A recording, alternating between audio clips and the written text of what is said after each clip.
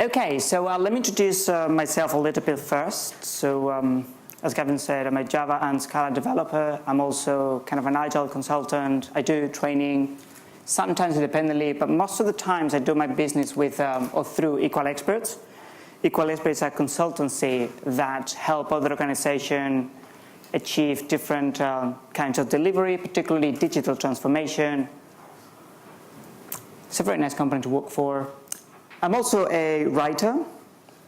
If you read InfoQ, you might have seen some of my content there. I haven't written that for a while, but there's still quite I like to think they're quite interesting articles and news. I am the author of Real-World Maintainable Software and co-author of the upcoming Continuous Delivery in Java.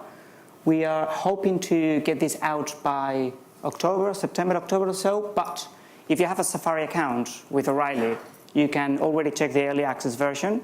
So you can take a look at the content that we have already finished and it's up there. And if you have any feedback, it would be great. Last but not least, I have two beautiful cats who like to mess about when I'm trying to work and sleep in funny positions, which makes my life a little bit more interesting when I'm at home. Anyway, so continuous deployment. First of all, what's a build? I like to start clarifying this, not because I think that people don't know what a build is, but just because I believe different people refer to different things when they say a build. So I like to state just what I mean. It's not what it's supposed to mean, it's just what I mean. So then to set the tone for the rest of the presentation. What I'm going to be talking about is, as a build, is an independent job or activity in your continuous integration, continuous deployment pipeline. Typically, that independent activity will have an outcome, which will be some kind of artifact, a deliverable, a Docker image, a jar file, WAR file, DLL, whatever the technology that you use. And then what I'm going to be trying to talk about is what happens when these continuous development pipeline, when these builds just take too long, right? Now, there are multiple solutions to this problem, and the right solutions will depend on what you value. So I like to expose first what I personally value, because that's going to indicate why I've chosen the different solutions that I'm going to be talking about. So there are mostly three things that I value in a continuous integration, continuous deployment pipeline. The first one is simplicity. Now, there's a lot of debate, or there's a lot of different strategy when it comes to how to solve problems. Many people choose to go what I call the complexity way, which is let's just add more tools, or let's just add more stuff to the problem. So we could be adding more power to the build system, more memory, more CPU, more slaves, more builders in parallel. We could be adding complex caches that check whether something that we're trying to compile has been compiled before in the past, and then we reuse that, etc. It's a bit like you're trying to do a continuous deployment pipeline, and it looks a bit like this. Has anybody heard of the Goldberg machines? Yeah, so it's a bit like that. This is meant to remind you that you have to post a letter when you go by the mailbox. So no, I prefer to go. I'm not saying that new technology is bad. Sometimes what you need is actually a new tool. But what I'm trying to say is I prefer to avoid that if possible. Right? I don't know if you've read The Little Prince, but there's a quote that I like, which is, perfection is achieved not when there is nothing more to add, but when there is nothing left to take away. And I take this to heart, and whenever I try to think of a building pipeline, I create my own version of this, which is the fastest build is the one you don't need to run. So everything that I'm going to try to do in this presentation is identify builds that I didn't actually need to trigger, and then change the architecture of the system, so whenever I make a code change, those builds don't trigger. Okay? So that was the first of my values. Oh, no, sorry.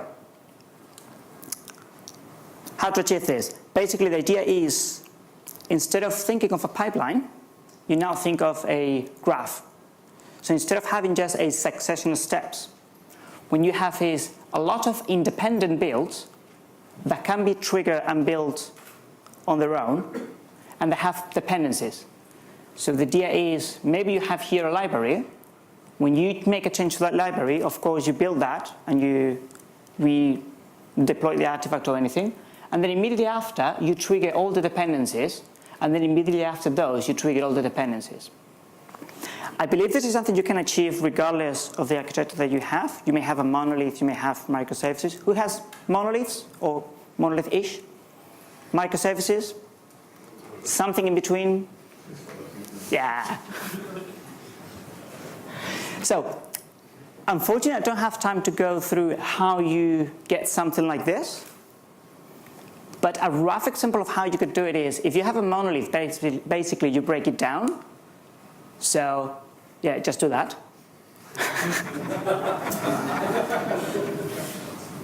Or in a more step-by-step fashion, the idea is maybe you break off a backend, and then maybe you break off a data model, and then a graphical interface. You start putting all those things into their own modules, and then eventually you will end up with that kind of network of independent builds. And if you have microservices, basically what will happen is that you will naturally build a map, right? So if you start with 4 or 400 microservices, at one point you'll start noticing that some of the things that you're doing across them are the same. So you can start pulling those common functionalities into libraries, and then you will have more libraries, and then libraries that use libraries. And then eventually you will see that you need to check that the different services of the changes you're making work well together. So you will have some kind of acceptance tests. So again, you're getting this kind of network of independent builds that trigger each other, right? So for instance, if I make a change there, then I'm going to have to rebuild all that. But the ones that I kind of grayed out, I don't need to rebuild those. I shouldn't touch them, right? And this is the whole idea. It's just identify the things that you don't need to do. As I said, I don't have time to explain how to achieve this, but if you're really interested, there's another talk that I gave some years ago in which I set up an example of how you could do it. It uses simple tools, mostly Maven, TeamCity, and Artifactory. It might not be the best way, but it's a way which works. So if you don't have a system like this and you'd like to and you don't know how to, that is something that maybe you can check. So, sorry, was anyone taking pictures of that? No. The second thing that I value, refactoring skills. So one thing that I assume is that you and your team are able to just move code and reshape and change and adapt however you want, right? So I'm going to be talking about you just get here, move it to a different module and change the dependencies and et cetera, et cetera, et cetera. So that's essential. Again, not something that I can talk about in this talk. I'm assuming you all guys are pretty good people and already know this, but if not, start by checking this and then move on from there. And then finally, I value safety. Now, I'm talking about changing the architecture of the system. This is how many people change the architecture of the system. Right? They just have the old one, and then they have the new one. They swap and hope for the best. It's not an approach that I favor. I prefer to do more like this. Right? This is probably something that you all have seen in London or anywhere else, which is you have a building that you want to tear apart, but you want to keep the facade. So you just build some scaffolding around the facade. And then you remove everything that you don't want, you put everything that you do want, and then you remove the scaffolding. So that's the idea that I'm going to be following. So sometimes the patterns or the solutions will look like over-engineered, but the idea is that you create some safety net first, so you can do these changes while all the people are still working and doing new features, etc. And you make all these architectural changes without breaking anything, and then once you're done, you remove the scaffolding. Okay? I'm going to show 5 examples of, I call them patterns. You could call them scenarios. There are 5 typical cases that you could have, and that is slowing your build down. The solutions for those 5 patterns are basically based on 3 restructuring techniques. So I'd like to talk about the techniques first, because then if you encounter a scenario that I didn't describe, maybe you can just find a solution on your own by using these techniques. The first one is about avoiding build phases. Okay, now builds are different in different companies and tools, but they all follow kind of a pattern. So you have a build, and typically whenever you make a change, you have to compile, test, and deploy. Maybe you don't deploy for every single build, or maybe you don't deploy every single time, but that's a rough common pattern. And then you could start breaking this down further. So for instance, tests, well, you have you test the internal logic of the module, and then you check the integration logic, right? So the internal logic would typically be a unit test. And an integration logic, it depends on how you call them, but you could have contract tests and integration tests and smoke tests and acceptance tests and end-to-end tests and on, right? And the idea is identify the changes that you're making and see when you're making a change that is triggering all this, but it doesn't actually need to do all this. And then whenever you identify changes like that, reshape the architecture so those changes only trigger the phases that you actually need to do. Okay? That's one of the techniques. The second one is about identifying sub-builds. So typical case, you have a library, and then you have three things that depend on that library. That could be other libraries, or it could be services. So then, of course, whenever you change A, you need to compile and retest A, and then after, you need to compile, retest B, and C, and D. Now, sometimes, if you take a magnifying glass and you look into A, you will see that A has kind of sub-components, and if you check the detail of the dependencies, you will notice that maybe B doesn't need the entire thing, it only needs a part of it, maybe a sub-package. If that is the case, then what you can do is you can actually split this A down into A1, A2, and A3, and then you end up with a network that obviously looks bigger, but the advantage here is if I make a change to A1, I only need to rebuild these two, I don't need to rebuild D. And then the last technique is about transforming built-in dependencies into runtime dependencies. So that many times you will make a change and you will not need to recompile and retest many of the things. You will only need to redeploy and then do some integration testing or smoke testing. And then again, that way you are saving or you're removing a lot of actions that you needed before. Okay. Those are the patterns.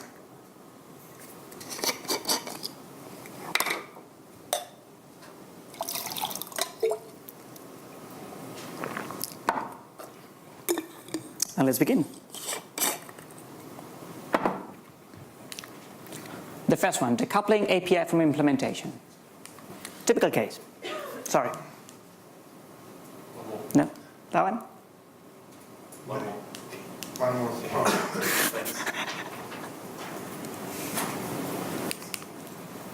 So typical case, I have a library that is used by, here I called it a web interface, but it could be anything. The thing is I have a library and I have a dependency, right? But this dependency is something that I actually deploy to production. So again, it could be a web service or it could be any other type of service. The point is, whenever I make a change to this library, obviously I have to recompile, I have to run all the unit tests in here, I have to create a new artifact, and then I will trigger these other builds. And because I'm triggering this build, that means I have to recompile, I have to run all the unit tests of the web interface, and then I have to run the integration tests that are going to verify that the web interface can work with the new version of the library. So you're going to really see a little bit of waste here, because if I change the library, I don't really need to run the unit tests here, because I haven't changed anything here. The unit component should be the same and that should not be broken. The integration test, maybe I have to check that, because maybe with that change, they don't work well together anymore. But the unit test I didn't need to run. To avoid that, you can try to have something like this, right? This is the end state, which is basically you split on one side the implementation of the library and the API definition of the library. And then what you do is you also split into a different module or into a different build the actual assembly of getting the binaries of the implementation of the library, the binaries of your web interface, putting it all together and deploying it into production or whatever system you have, right? And when you have a system like this, if you make a change to the implementation of the library, which shouldn't affect the web interface because it should preserve the external behavior, you don't need to rebuild this. You just need to create a new assembly with a new version of the artifact and then do any integration tests that you may need and then deploy. However, if you do change the API, well, if you're changing the API, you could actually have compilation problems. So then in this case, you are rebuilding the web interface and doing all the unit tests and everything because it is possible that you are actually breaking things here. Okay, let's see how we get there. The first thing that we're going to do is kind of create this assembly build that initially is going to be empty. It won't do anything, right? We just create a new thing and we make it a dependency of the web interface. And the next thing we do is we start moving to this assembly thing, whatever we think is going to be there in the end. So typically we will end up with the compilation and unit test, contract test in here.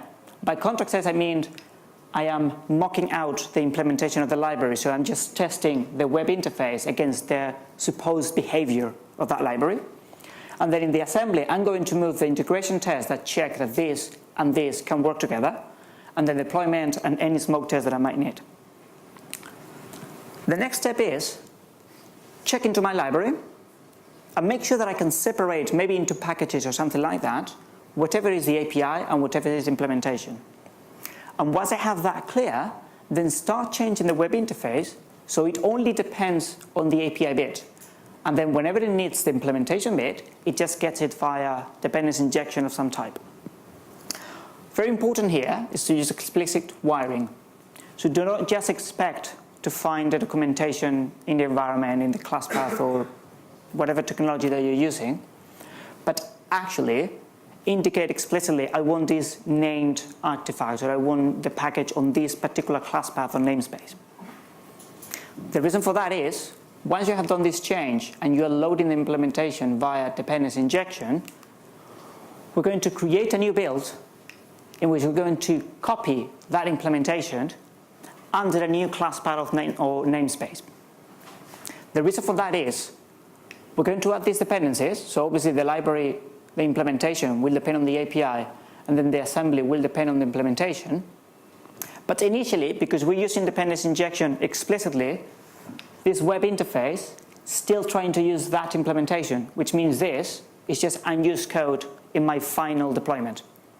But now I have it there available for me, and because I am recording it under a different namespace, I don't have any kind of clash in life. The next thing to do is just reconfigure this. So instead of loading this via dependency injection, I'm loading that one. So now that becomes unused code. And now that it doesn't use code, I can just delete it. And I reach the end goal. Okay? Next one, horizontal versus vertical slices. Who has or has had a typical multi-tier application? Right? Does it look a bit like this, maybe? Do you have your persistence on one side, your validation on your front end, and then everything put together in a web service? Yes? No? Sort of? Okay.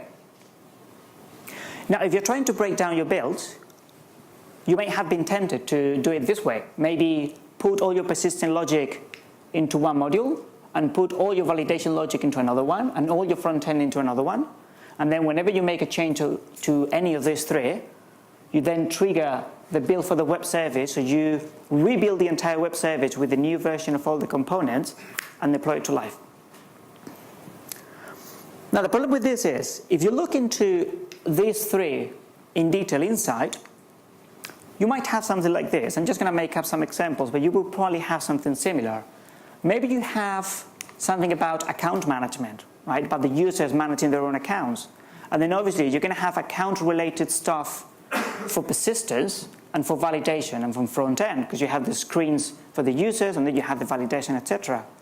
And then maybe you also have some communications management, especially now with the GDPR, everybody's updating their privacy policies, right? And maybe you have the persistence part of the communication preferences and the validation part of the communications and the front end part of the communication.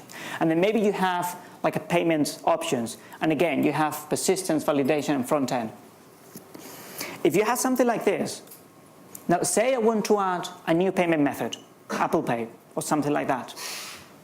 Well, I'm going to have to change the front end because I'm going to have to change the screens so people can select this. I'm going to have to update the validation to make sure that the parameters entered are correct. And I'm going to have to change the persistence because I need to store this new data that I didn't have before, which means I need to rebuild absolutely everything, basically. However, we shouldn't have to rebuild the account or the communication part of my application because I haven't changed that. It's just that since I have decided to group things this way, whenever I make a cross change, whenever I add a new feature, I just have to rebuild everything. This wouldn't happen if instead of making the slicing vertically, I had done it horizontally. So then I would have this. So I would have my account module where I have the persistence, validation, and front-end bits of that. And I have my communications module when I have the persistence, validation, and front-end bits. And then again for payment, right? So if I have to add a new payment option, I just have to change this. I do not rebuild account or communications. Now, how do you go from one to the other? So we're starting here. We're going to follow a similar pattern to the previous example. So basically, you create a new build in which you copy all the payment stuff into it, again under a different class path or something like that, or different namespace. And then the web service is going to be using dependency injection so as to make sure that it's loading those bits and not that one. Okay? So then in the final assembly, this will be just unused code. But then once you have this, you can change the dependency injection configuration so as to use this instead of the old ones, which means now the old ones are the unused code, and because they are now unused, you can just delete them. Then you can repeat the process, for instance, with communications. So again, you just copy over into a new build, initially not used. Then you change dependency injection. Now the old one is not used, so you can delete it. And then you do the same for account. And then in the end, you end up with what you wanted to have. All good so far? Okay. Let's go microservices. Let's say you have a library that is used by a number of services. Now, of course, every time you change that library, you need to recompile it, you need to provide a new artifact for it, you need to rebuild all your services, and you need to redeploy all your services. You could reduce this problem by using the separate implementation and API pattern like before, but then in that case, you are saving a lot of recompiling and retesting, which is good, but you're not saving on redeploying. And depending on the microservices architecture and the deployment mechanism that you have, redeploying can actually be quite an expensive operation. If you have, in this case, 3 services, and you have, let's say, 5 instances in production for each of those, that is 15 instances, and if you do blue-green deployments, that means you need to have your 5 new instances up and running before you remove the 5 old ones. That means for a moment you're going to have to increase your capacity from 15 running things to 30 running things. If you do that often, you're going to have this need for flexibility that is going to be potentially quite large, and that's costly, and you're going to have to pay for all that memory and CPU, etc. So then one thing, if that is your problem, one thing you can try to do is change that library so it's actually a service. So whenever you change that library, yes, you need to check that all the services are still working together nicely, but at least you don't need to redeploy them. So it will look something like this. Your library will be a service. If I change the library, I need to redeploy this service, but I don't need to redeploy the older ones. I just need to make sure that the interactions between all the different pairs are still as needed. Yeah? This is one of those examples of changing a build time dependency into a runtime dependency. Okay, let's see how we get there step by step. The first thing is, if we look at these services, we will probably have some kind of tests that are verifying that, for instance, service A can work with the implementation of library. Yeah? So what we're going to do is separate those tests into their own builds and transform them into some kind of integration test. So then whenever I change this implementation, instead of testing it here at the service, this build is deploying the service, and once it is deployed, then I'm running this kind of integration test or acceptance test. Right? So I'm still testing the same things, I'm just testing them later. I used to test them before deployment, now I'm testing it after deployment.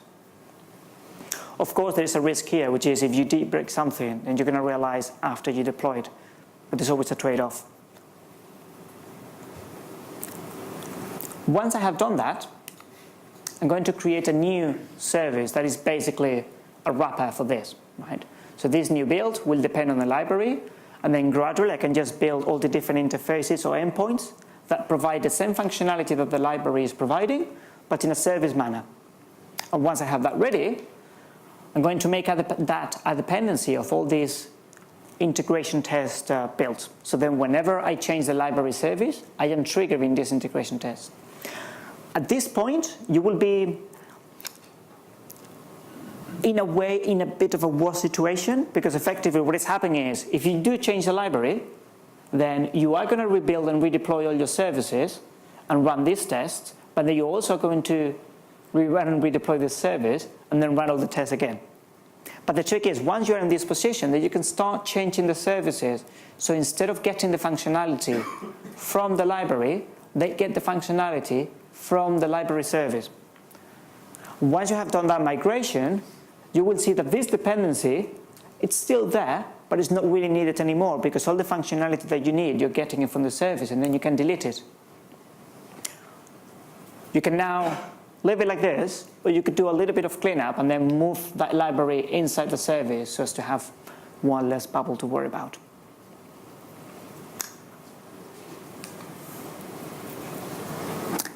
Reduce fan out. I think I'm going faster than I thought. That's good. Who has a typical Commons library or utils library or something like that? How much of a dumping ground do you think it is? It's useful to have this kind of shared functionality bits, but in the end you just throw there anything that is kind of shared, and the moment you realize you have this library that 50 other modules depend on, and whenever you want to add a little thing, you have to rebuild 50 other modules, and you just want to pull your hair out. So that's kind of what I'm trying to represent here.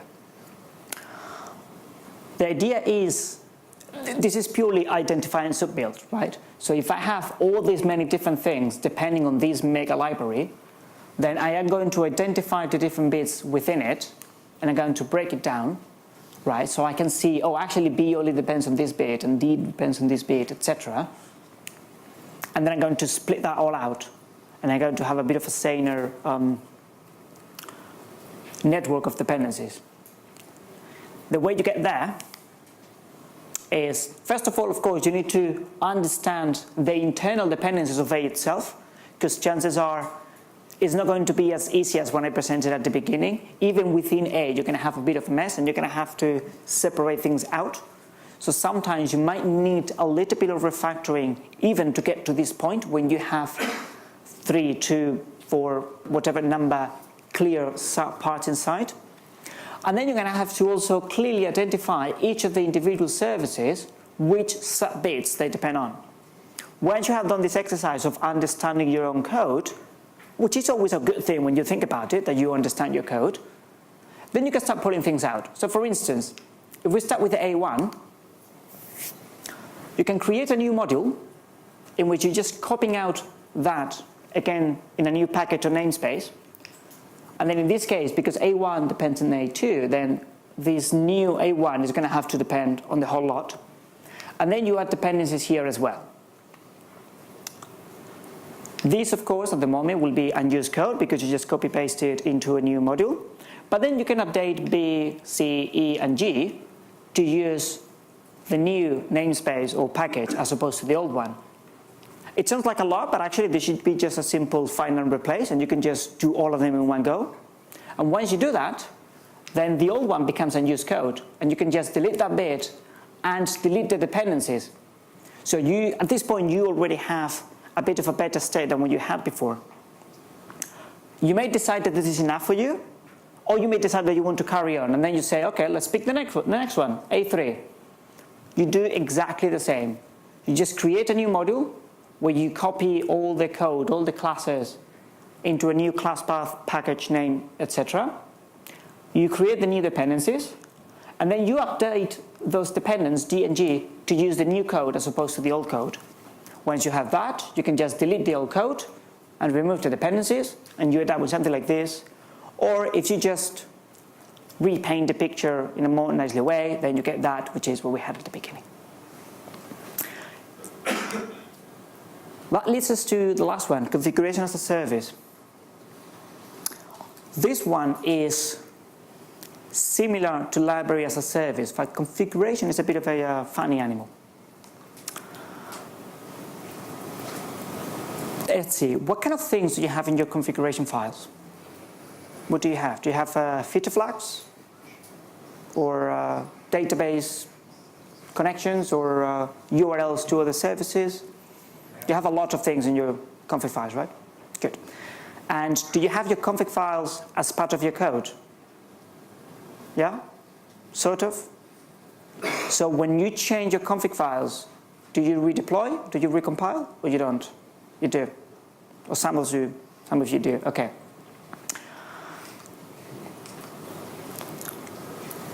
The problem with that is, obviously, if you're triggering a build, you're doing everything that you do in a build. That includes compilation, testing, deploying, etc., etc., etc. Again, some of those things you don't need to do. But things like compiling and unit testing, I shouldn't need to do that when I change the configuration. The code hasn't changed. Right? So that's the first of the problems. The second of the problems has to do with what I call, I need to differentiate between what I call soft configuration and hard configuration. Okay? The idea is there are some configuration items that you can afford to keep on rechecking every time you need it on runtime. Like for instance, a feature flag. Every time you have a feature, you could actually check, hey, is this feature enabled or not? Is this feature enabled or not? That's something you can do on runtime. Then there are some hard configuration items which you cannot keep on checking in runtime. You want to check them at the beginning when you start your application and then leave them. For instance, a database connection. Why? Because typically when you start your application, you want to create a bunch of connections and then keep them in a pool. Creating connections is expensive. You don't want to be doing it every time you want to talk to the database. Okay? So it's important to separate soft configuration and hard configuration. So if this is your service, and whenever you change configuration, you're just rebuilding and redeploying this big circle, what I really want to have is something like this. Okay, so on one side, the soft configuration items, I just move them to a service. And whenever I change that, I don't need to recompile or I don't need to redeploy anything. It's just I will have a new version of the soft configuration service, and my service that is running, it will just get that new information because it's just checking every time against that one. So if I change that, the only thing that I really need to do is run a bunch of smoke tests to make sure that everything is still sitting nice together, and that's it. With the hard configuration, it's a bit different. I do want to redeploy if I change a hard configuration item, because I only read these things when I start the application. However, I don't want to recompile, and I don't want to run many of the tests that I run, because it's still configuration, so it shouldn't affect things like unit testing or contract testing. Okay? So then what I'm going to do is, I'm going to put this hard configuration and deploy logic into its own build. So the building of the artifact of the service is going to be a previous step. If I change the code, then yes, I recompile, I retest, and I do all the malarkey. If I'm just changing the hard configuration, I just take the previously built service, I redeploy it, and then I just run a bunch of smoke tests. Okay, and this way, we're just going to be running exactly the bits that we need to run every time. Okay, let's see how we get there. The first thing that we need to do is understand all the different steps that happen in our build, or all the different, let's say, internal dependencies. So typically, you would have your configuration, and obviously if you change configuration, you need to redeploy. You have everything else, which is code, resources, etc. And then, of course, if I change those, I need to redeploy. And whenever I redeploy, I need to rerun the smoke tests. Okay? Let's focus on these two bits first. Config and smoke tests. 5 minutes? Oh dear. Okay, I'll have to speed up.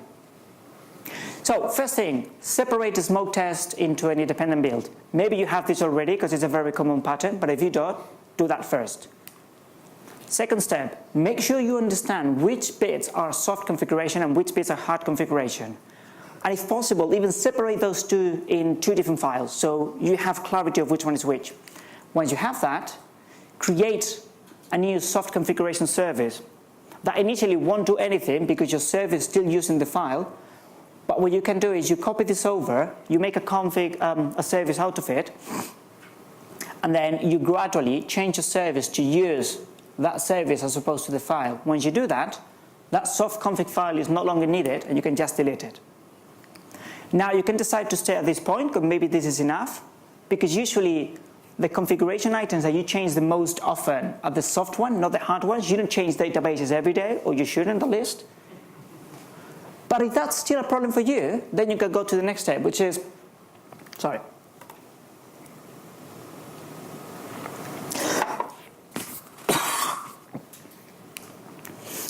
Again, we look inside the process of deploying our service, and we realized that we had the everything else, which is the code compilation, and the hard config, and that both trigger a deployment.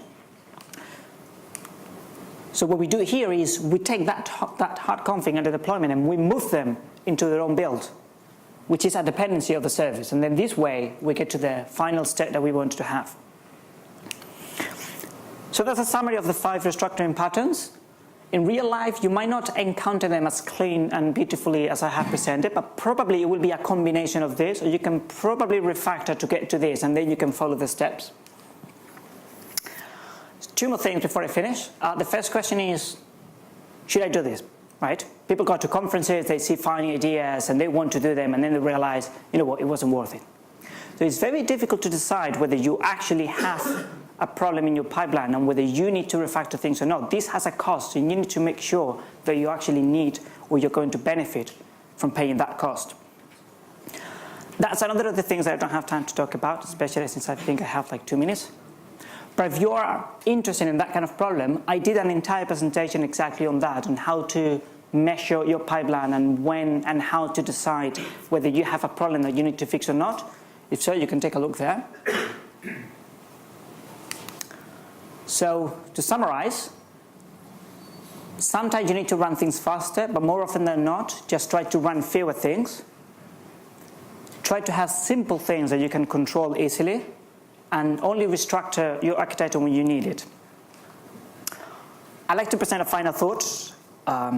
This is the Space Shuttle Endeavour, which is in the California Science Center in Los Angeles.